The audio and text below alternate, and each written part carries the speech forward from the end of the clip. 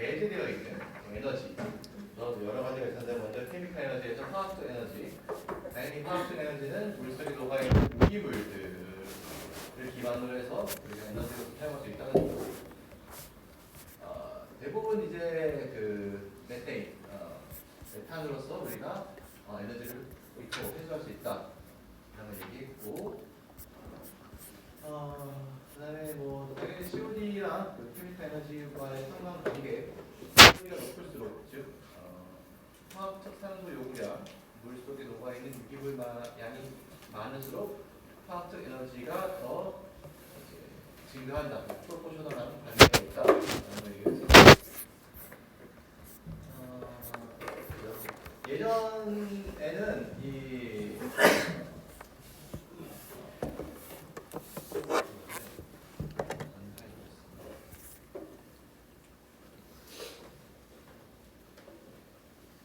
암모니아를 이제 옛날에는 연료로 많이 썼었어요. 그래서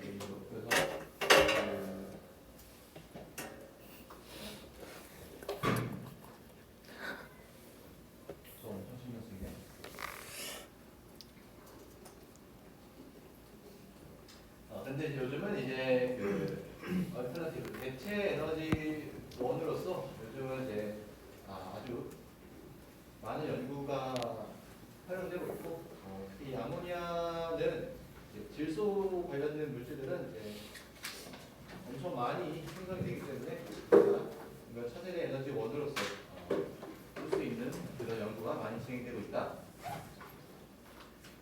디스트리뷰션 케미컬 에너지 그렇죠. 그 언트리티드가 100이라고 하면은 먼저 프라이머리 그 1차, 그다음에 1차 처리, 2차 슬러지 각각 에너지들이 어떻게 분배되는지 그래서 얘기를 했고, 그다음에 이제 열 에너지. 어쨌든 그 미생물이 물속에 녹아있는 유기물을 분해하는 과정, 메타볼릭한 이제 과정 중에서 당연히 열을 내려는 과정이기 때문에 산소 처리량 자체는 따뜻하다고 있어요. 물론 그 따뜻한 물로 막 물을 끓이고 막 보일러 돌리고 이 정도는 아닌데, 어쨌든 미생물이 적정 온도, 활성도가 액티비티가 아주 최적화가 되어 있는 온도, 한 25도에서 35도 사이라고 얘기하는데, 그 온도를 유지하기 위한 이제 히터, 보통 보일러가 필요한 거고, 그 외에도 이제 어떤 소각을 하고 남은 스케일 뭐 이런 것들을 가지고 이제 우리가 열 에너지를 쓸 수 있다. 그다음에 뭐 수리학적 에너지 이건 뭐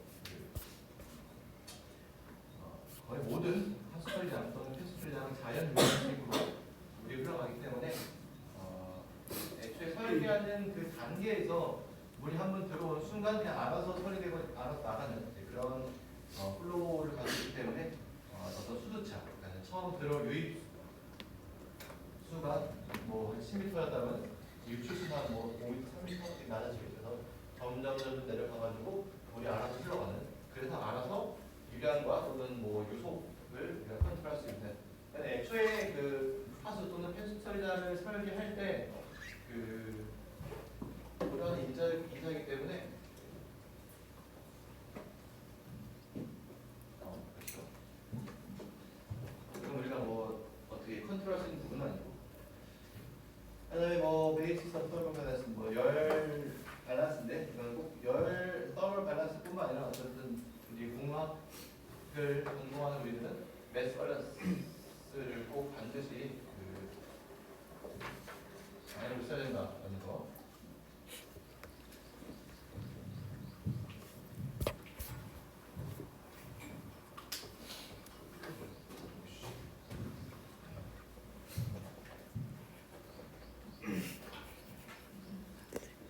그래서 뭐 어떻게 밸런스 잡는지 뭐 1번부터 6번까지 있는데 뭐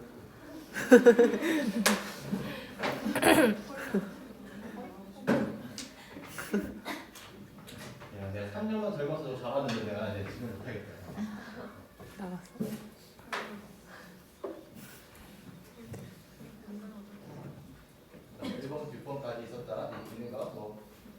정말 이거 보면서 따라하면 되고, 열 수직 계산 이렇게 되고,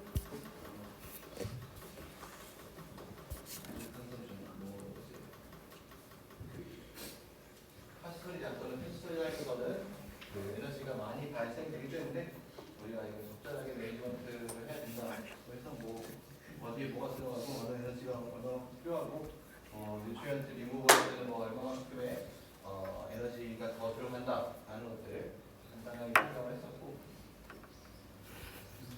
이제 리커버리까지 했던 것 같아요.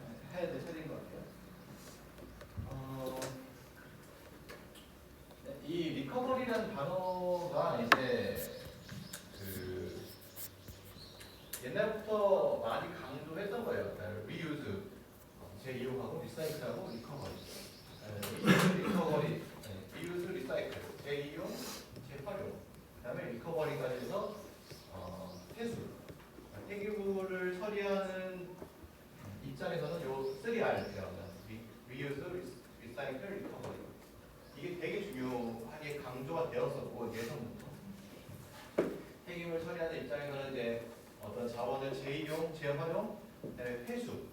우리가 버려진 폐자원에서부터 어떤 뭐 에너지를 회수를 해서 자원을 회수하는 이 리커버리 하는 것이 되게 중요했고 지금도 중요한데, 요즘은 이제 아예 그 3R 리유즈, 리커버리, 리사이클 플러스 해가지고 R을 한 더 붙여가지고 4R이 된 거죠. 그 마지막 R은 리덕션. 아예 폐기물을 안 나오게끔 하는 이제 그 어떻게 보면 운동 같은 거죠. 폐기물을 이제 안 나오게끔 애초에 덜 쓰자, 적게 나오게 하자라는 이제 그런 인식이 조금 더 강해지고 있는 상황인데, 어찌됐든 우리가 이 하스터리하면서 리커버리 할 수 있는 방법이 있어요. 특히나 이 케미컬 에너지 쪽에서, 화학적 에너지 쪽에서 우리가 에너지를 리커버리 할 수 있는 게 무엇이냐, 회수할 수 있는 게 무엇이냐. 뭐 그냥 조금 했던 것 같은데, 이 앞부분은 뭐 퓨어나 뭐 바이오가스 이런 것들, 신가스, 뭐 솔리드 퓨어 이런 것도 있는데, 어찌됐든 가장 많은 부분을 차지하는 게 이거예요. 바이오가스. Production of methane through the anaerobic digestion.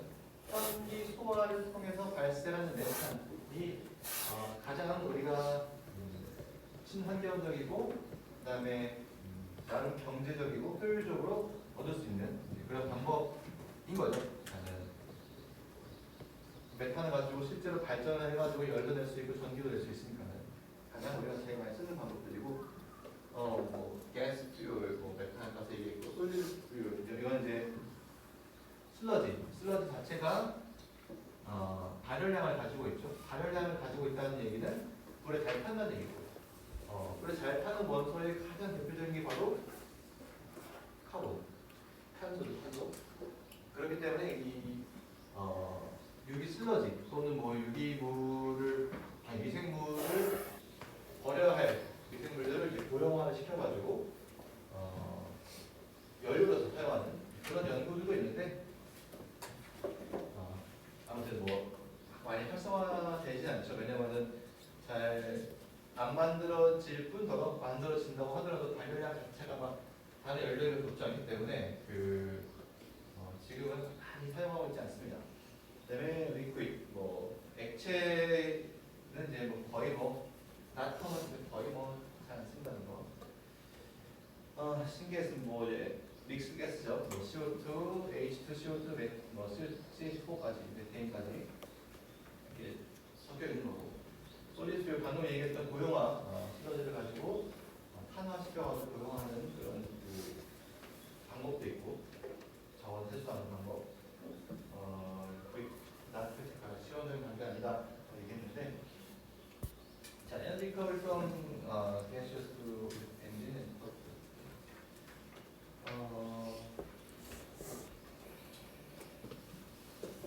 자, 이제 에너지, 그러니까 가스 연료로서 우리가 사용할 수 있는 방법. Although application to facilities are less, 적용할 수 있는 그 기구는 많지 않아요. 근데 애초에 그 하수처리장에서 작동하는 기계가 뭘 많지만은 어떤 메인으로 들어가야 될 거는 그렇게 많지가 않아요. 무슨 말이냐면은 아까 얘기했죠. 결국은 하수 처리, 폐수를 처리하려면은 물을 처리해야 되고 물을 처리하려면 물을 이동을 시켜야 되는데 이 이동 과정 중에서 들어가는 에너지가 없다 이거죠. 뭐 수력적 에너지, 그냥 자연 유화로 내려가기 때문에 여기에 대한 에너지가 없고 그냥 단순히 우리가 고려해야 될 것은 뭐 산소를 뽑기한다든가 또는 뭐 온도를 좀 올려준다든가 이런 것들 그런 것들에 대한 장비의 에너지를 고려하면 되는 거기 때문에 그 적용할 수 있는 패시리티가 많지 않아. 펌프랑 블로어가 대표적으로 많이 쓰이는 거고 어떻게 쓰냐? 펌프나 블로어나 전기가 들어가는 거죠. 그러니까 가스를 가지고 발전을 시켜가지고 그 발전된 전기로 이것 펌프나 블로어를 사용하는 대표적인 에너지 자립화를 위한 공정 중에 하나고 그다음에 뭐 연소하고 남은 그 폐열을 가지고 뭐 빌딩을 따뜻하게 한다든가 아니면 뭐그 현기소화 할 때 필요한 열을 좀 공급해 준다거나 아니면 뭐 뜨거운 물을 좀 마신다거나 그렇게 사용할 수 있다. 뭐 이제 전기를 생산하는 거는 이제 아직까지 내가 알고 있는 거는 거의 모든 발전소는 다 물을 끓여서 터빈 돌려가지고 전기를 이제 생산하는 거죠. 모든 화력, 수력, 원자력 그 거의 대부분 다 내가 알기로는 이제 물을 끓이는 건데 일단 물을 끓인다 보일러 물을 끓인다 끓임을 가지고 우리가 뭐 이것저것 많이 사용할 수 있다라는 거고 특히나 이제 열이 많이 필요한 네 가지 공정 있죠. 뭐 어네럴 다이제스트 빌딩 트리트먼트 슬러지 드라이잉 뭐 이런 총 네 가지 공정에서는 열이 많이 들어가는데 결국은 원활한 또는 옵티마이제이션 최적화된 공정을 만들기 위해서 열을 주는 거지 열이 없다고 해서 이 네 가지가 아예 스탑되고 아예 멈추는 건 아닙니다. 어쨌든 열을 공급하는 것도 에너지가 되지만 그 에너지가 들어가는 것보다 아무것도 열을 안 줬을 때 효율이 떨어지면서 더 추가적인 에너지가 발생하는 거 비교하면 그냥 열을 주는 게 더 이득이기 때문에 힘을 한다. When using biogas only a boiler, 보일러를 때우기 위해서는 굳이 이 가스에 대한 프리트리트먼트 할 필요도 없고 보일러 태우는 거니까 그냥 뭐 안에 CO2가 있든 CH4가 있든 뭐가 그냥 따로 전처리하지 않고 바로 사용할 수 있다. 너무 당연한 얘기고. 자, 다음은 솔리드 퓨얼. 여태까지는 가스상. 그죠? 그다음에 지금은 고체상, 고상, 액상, 그렇죠? 액체 상태, 고체 상태, 기체 상태. 근데 지금 고체 상태 얘기하는 건데, high temperature oxidation of solids 유유스 메소드로 이제 뭐 고온에서의 산화 시키는 거가 사용된다는데 딱 여기 첫 문장 보면 알아야 될까? high temperature oxidation 고온에서 산화시킨다. 즉 고온을 또 어떻게 만들 거냐? 이것도 고온으로 하는 것도 에너지 소비라는 거죠. 즉 그냥 슬러지를 버릴 때 들어가는 에너지, 뭐 버릴 때 들어가는 돈과 슬러지를 높은 고온에서 산화, 탄화라고 하는데 이걸 시켜가지고 연료를 만드는 데 들어가는 에너지 후자가 더 많이 듭니다. 연료화를 시키는 에너지 더 많이 듭니다. 물론 연료화 시켰으니까 연료 시키면 다시 태워가지고 또 쓰면은 그래도 이게 더 비싸. 이게 더 에너지가 많이 들어가요. 그래서 예전에는 이 SRF라고 하는 그 고효화 공법들이 꽤 각광을 받았는데 물론 지금도 아예 없어진 건 아니지만 예전에 비해서 좀 없어졌고 결국은 그 이유는 결국 에너지 경제성을 맞추지 못해서 라는 이유가 제일 크겠죠. 자, use of stabilized biosolids or use of solid undergone 뭐 안정화되지 않는 것들 우리가 뭐 쓸 수 있다는 거고. 자, 마지막 세 번째 빨간색으로 된 게 이제 중요합니다. analytically digest isolate low caloric value low caloric 내가 뭐 이거 다니까 이거 some of the volatiles are consumed or converted to biogas. 현기 소화된 바이오솔리드. 한번 현기 소화가 된 바이오솔리드. 유기물질이 나왔다. 자, 지금 여러분들은 이제는 감을 잡아야 돼요. 현기 소화된 유기물들은 발열량이 낮아. 열량이 낮아. 왜 그럴까? 왜 그럴까?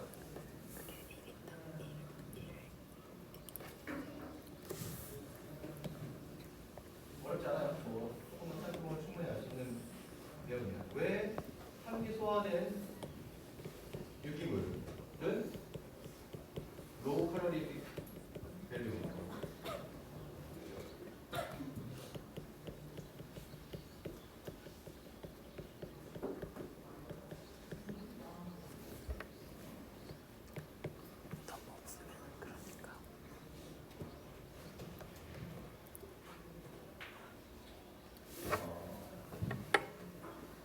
알고 있겠지만 내가 한 번 더 정리를 해주면은, 자, 유기물 뭐 쉽게 슬러지라고 합시다. 슬러지 미생물 덩어리인 폐 슬러지. 그 슬러지를 처리하기 위해서 우리가 현기 소화라는 공법을 쓴다고 했어요. 현기 소화라는 공법을 쓰면은 우리가 얻을 수 있는 이점이 뭐죠? 뭘 얻을 수가 있지? 현기 소화 무슨 가스 얻어?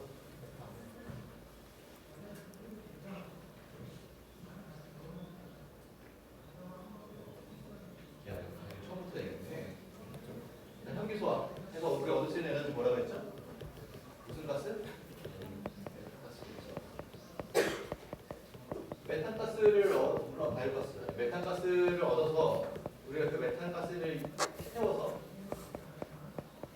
뭐 물을 끓이든 아니면 뭐 물을 끓여서 뭐 발전을 시키든 아무튼 우리가 쓸 수 있는 에너지잖아, 에너지. 근데 메탄가스가 나왔다는 얘기는 슬러지에서 그만큼의 탄소가 메탄가스로 바뀌었다는 얘기죠. 그렇지? 그렇기 때문에 남아있는 슬러지, 남아있는 현기 소화하고 남은 슬러지는 상대적으로 다른 슬러지에 비해서 유기물의 함량이 적을까 많을까? 적겠죠. 왜 적어? 적은 이유는 메탄을 날라왔으니까. 메탄을 컨버트가 됐으니까. 그래서 현기 소화 슬러지를 가지고 바이오솔리드를 만드는 그거는 좀 발열량이 낮아요.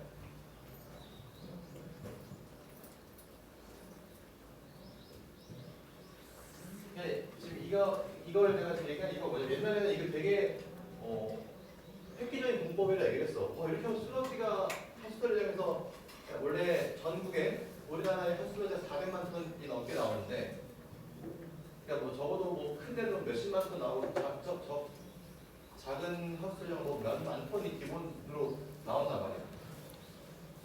만 톤이 뭐 어떻게 된 거야? 엄청 많이 나오는 거죠. 그런데 이게 해양 투기가 금지가 되고 매립 소각밖에 답이 없는데, 매립 뭐 우리나라 땅 한 개 있죠. 매립지 지금 그 매립 비용이 올라가고 있는데 매립이 좀 더 부족하다. 소각 말해봐요. 소각상에 대한 이 민비 현상 우리 지금 극복 못하고 있다. 그래서 이 처치 곤란이었는데 이 딱 슬러지 가지고 현기 소화해가지고 메탄가스 만들 수 있어. 오 대박. 좋네. 그리고 근데 그 다음에 또 나무 슬러지 가지고 고용화 시켜가지고 또 연료를 쓸 수 있어. 야, 그러면은 이 하스털량에서는 만약에 이 두 가지 공법을 들여 설정하면은 하스털량은 제로 에미션인 거죠. 폐기물이 안 나오는 친환경 어떤 헛소리장이라는 어떤 좋은 타이틀을 가질 수가 있는데 현실이 만만하지가 않죠. 현기 소화의 장점도 많이 얘기했지만 단점도 그만큼 많이 얘기했습니다. 이제 조건 맞추기도 어렵고 온도라든가 어떤 미생물의 눈치를 봐야 되고 언제 보이콧 할지 모르니까 미생물에 대한 활성도 그다음에 잘 했다고 하더라도 결국 잘해야 메탄과 CO2가 반반이 50로 나오는데 그 분해한 그거 분리시키는 기술 이 돈 많이 들어가고 그다음에 이제 현기 소화를 하고 남은 슬러지를 다시 고용하는 연료를 만들어 또 이거 연료로 쓰고 싶어. 근데 막상 연료를 만드니 이거 태우는데 바이오는 잘 안 나와. 즉 하수처리장에 연료를 쓸 일이 없잖아. 하수처리장이 다른 데다 연료를 팔아야 되는데 이 파는 게 단가가 안 받는 거야. 예를 들어서 슬러지를 가지고 연료를 만드는데 10만 원이 들었어. 그럼 적어도 11만 원, 12만 원이 팔아야지 이게 내가 만 원, 2만 원이라도 이득을 보는 거 아니겠습니까? 근데 그게 아니고 10만 원에 만들었는데 5만 원 줘도 안 사가. 연료를 필요한 업체에서 굳이 왜? 이거 말고 좋은 연료가 많은데. 그래서 이제 현실적으로는 이게 좀 어네어로빅 다이제스트, 그러니까 현기 소화랑 바이오솔리드가 같이 결합된 핫설량은 없습니다. 돈 많으면 할 수 있겠죠. 현실적으로 거의 성공하지 못했다라고 여러분들이 알고 있으면 되고. 자, 그다음에 에너지 리필 신기했어.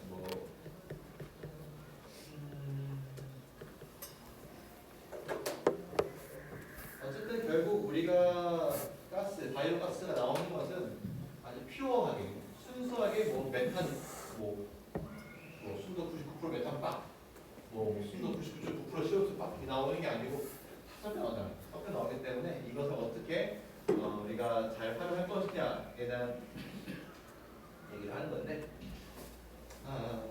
크게 중요한 점은 아닙니다. 그냥 어떻게 할 수 있겠다. 결국은 제너레이트 일렉트리시티인데 그냥 신가스들은 그냥 한 번에 태워가지고 보일러를 돌려가지고 뜨거운 물을 쓰는 전기를 발생하는 것을 제일 많이 사용한다는 정도로 넘어가도 되고, 리커버리 유리도 썰만 에너지, 여에너지를 회수하는 방법.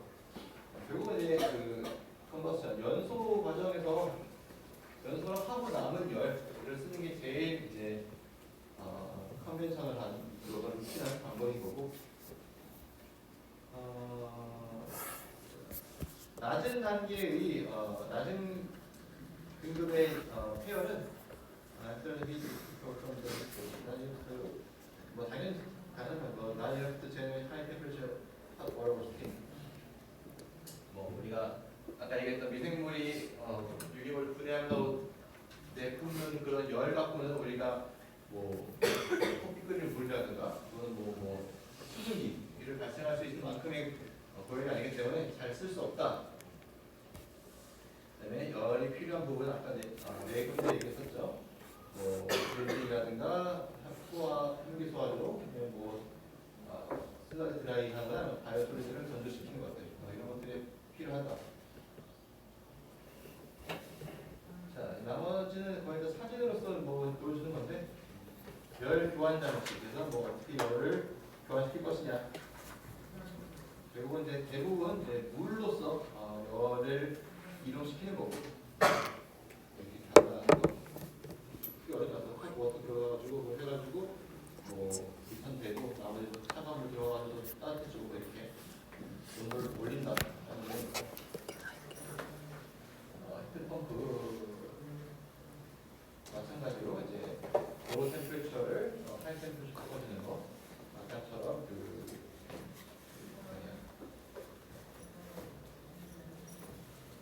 열 리커버리 하는 거랑 비슷한데 얘는 이제 전기를 쓴다는 게 좀 다른 거고. 중요한 점 아니고 이제 최적화 오토마이제이션. 이게 사실은 우리가 우리의 이상 당연히 이상이야. 최적화 시키는 거는 이제 이상적으로 할 수 없지만은 최적화 시킬 수 있다라는 말이 있습니다. 그다음에 일정 같은 거 개선하는 것들 에너지 세이브하기 위해서 이런 것들이 필요하다는 거. 근데 이게 제일 에너지가 제일 많이 들어가는 기호 조절.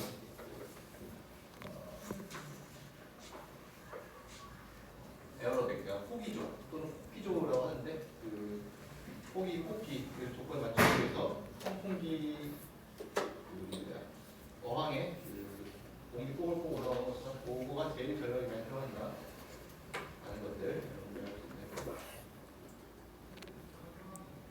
있네요.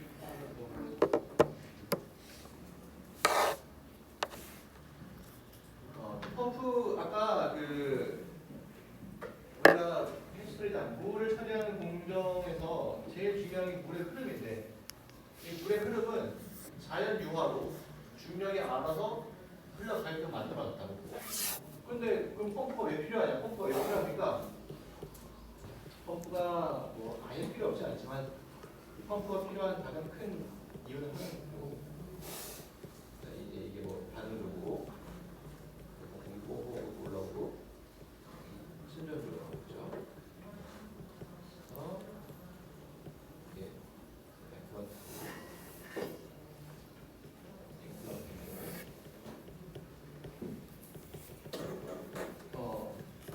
어떻게 설명했더라? 코코아를 예를 들었나? 우리가 설거지하려고 코코아 먹고 남은 것을 설거지 주방이라고 세면대 올려놓고 물을 틀면은 처음에는 이 코코아가 밑에 있으니까 이제 뭐 조금 진한 물이 올라오다가 물이 계속 들어가가지고 계속 희석되면은 어느 순간부터는 얘는 그 수돗물처럼 깨끗한 물만 남게 되죠. 마찬가지로 여기 있는 이제 슬러지가 뭐 mLS에서 3,000 정도 있는데 3,000mg/L가 있는데 미생물들이 여기 인플루언트의 미생물은 뭐 많아요. 10에서 20등 될까 말까. 근데 이 물이 계속 들어가면 이거 언젠가 침된다. 왜냐하면 이 물이 들어가면서 여기에 있는 미생물 농도랑 요 관을 통해 가지고 가는 얘의 미생물 농도 똑같아요. 똑같아요. 그러니까는 계속하면 계속 희석돼서 얘는 맑은 상태가 돼. 그렇기 때문에 얘가 넘어가서 한번 모아줘야 돼. 어쨌든 슬러지도 고체이기 때문에 고액 분리가 된다고. 중력으로 인해서 액체는 물에 뜨고 고체는 물에 가라앉아. 액체가 물에 뜬다고. 그러니까 액체는 있고 고체가 이렇게 가라앉는다. 고체가 슬러지고. 또 슬러지를 모아가지고 다시 리사이클 해줘야지. 이때 펌프가 필요합니다. 반송, 슬러지를 반송해준다. 배송이 아니고 반송을 해주는 건데 이 반송해주는 반송 펌프가 싼 거는 한 2천만 원, 1,000만 원, 비싼 거는 뭐. 그다음에 지금 요 포기조의 공기방 pom프 블로워 선풍기죠. 선풍기는 뭐 억대까지 비싼 거. 아무튼 이제 메인 펌프가 이제 요걸 말하는 거고, 요 슬러지 반송해주는 그 펌프를 말하는 거고. 그래서 이제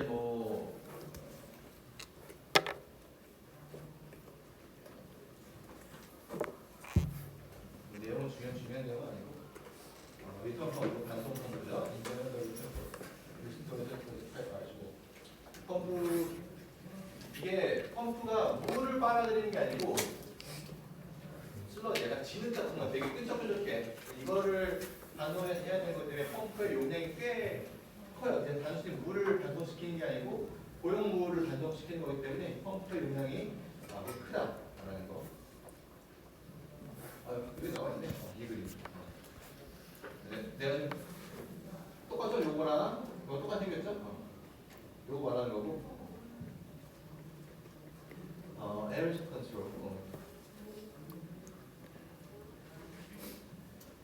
이렇게 참기가 공기가 올라가가지고 뽀뽀뽀뽀 해가지고 공기를 공기를 물 속에 있는 산소, 디솔브 옥시전, DO를 높여주는 그런 방법인데 얘를 옛날에 제일 많이 배웠기 때문에 얘를 컨트롤이 굉장히 중요하고 하이에너지 블로워의 크기라든가 아니면 그러니까 블로워의 크기라기보다는 블로워를 통해서 물 속에 들어간 공기방울의 크기를 조절하는 거예요. 공기방울의 크기. 자, 공기방울이 작을수록 물에 잘 녹을까요? 공기방울이 클수록 물에 잘 녹을까요? 작을수록 그렇죠. 그 이유는 같은 부피의 기체라도 공기방울이 작으면 작을수록 그만큼 물 속으로 녹아 들어갈 수 있는 표면적이 넓기 때문에 공기방울이 작을수록 그만큼 더 물속에 잘 녹습니다. 그러면 공기방울을 작게 만들려면 어떻게 해야 될까? 공기를 불어 넣을 때 이거를 이렇게 공기가 나올 수 있는 구멍을 조그맣게 만들면 될 거 아니에요, 그렇죠? 그러면 너무 쉽네. 구멍을 조그맣게 만들면 만들수록 공기방울이 더 작게 나올 테니까는 물속에 잘 녹으니까 그만큼 물에 녹아내는 효율이 높아지니까는 걱정 없는 거 아니니까. 걱정 없는 게 아닌 게 아니죠. 왜냐하면은 공기를 풀어 넣어서 이렇게 그냥 우리가 분다는 게 불었을 때 이 구멍이 넓은 거랑 좁은 거랑 뭐가 더 힘이 들어? 구멍이 좁을수록 더 힘이 들죠. 구멍을 조그맣게 만들면 만들수록 이 펌 블로우의 그 부하가 엄청 많이 가요. 그래서 어느 정도 내가 어느 정도까지 봤냐면은 블로우가 물론 거기는 좀 관리가 열악한 거였는데 미세 공기방울 만들겠다고 이 공기 나오는 이 풀을 되게 좁혀놨어. 블로우에 내가 물을 탁 뿌렸는데 쉿 하더라고요. 100도가 넘는 거예요. 이 블로우가 풍부기가 그만큼 부하를 많이 받았다는 얘기죠.